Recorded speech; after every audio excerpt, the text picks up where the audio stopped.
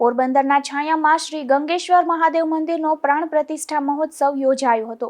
ભોઈ સમાજ ગંગેશ્વર મિત્ર મંડળ દ્વારા નિર્માણાધીન આ મંદિરનો પ્રાણ પ્રતિષ્ઠા મહોત્સવ મહાશિવરાત્રિના દિવસે ઉજવવામાં આવ્યો હતો। તેની સાથોસાથ રક્તદાન કેમ્પનું પણ આયોજન થયું હતું।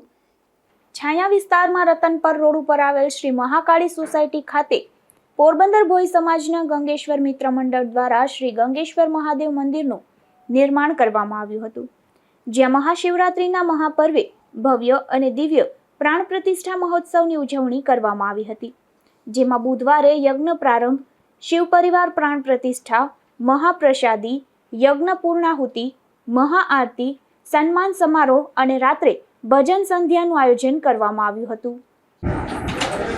નમસ્કાર, હું સમસ્ત પોરબંદર ભોઈ સમાજ વતી અહીંયા રિપોર્ટિંગ માટે આવેલો છું।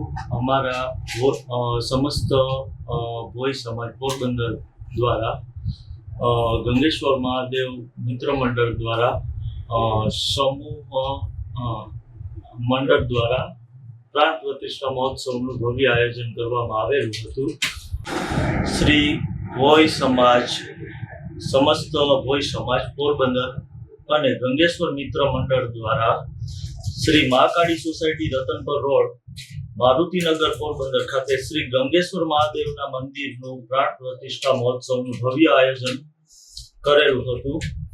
તેમાં તારીખ 25ના દિવસે 25/2ના દિવસે નગર યાત્રાનું આયોજન કરેલું હતું અને સામૈયું પણ હતું।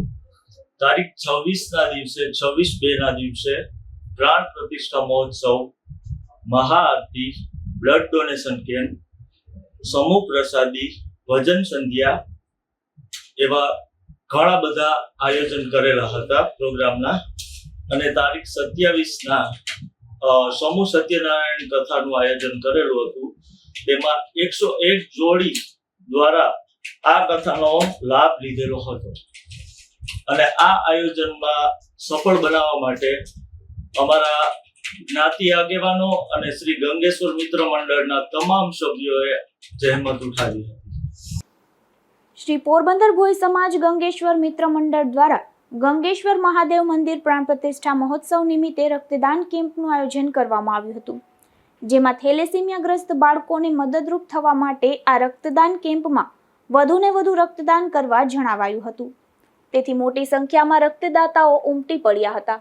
સમગ્ર આયોજનને સફળ બનાવવા શ્રી ભોઈ સમાજના પ્રમુખ હરીશભાઈ દામજીભાઈ મજીઠિયા, ઉપપ્રમુખ પ્રવીણભાઈ સામજીભાઈ જેઠવા, ઉપપ્રમુખ વિજયભાઈ દેવજીભાઈ હિંગળાજીયા સહિતની ટીમ દ્વારા જહેમત ઉઠાવી હતી।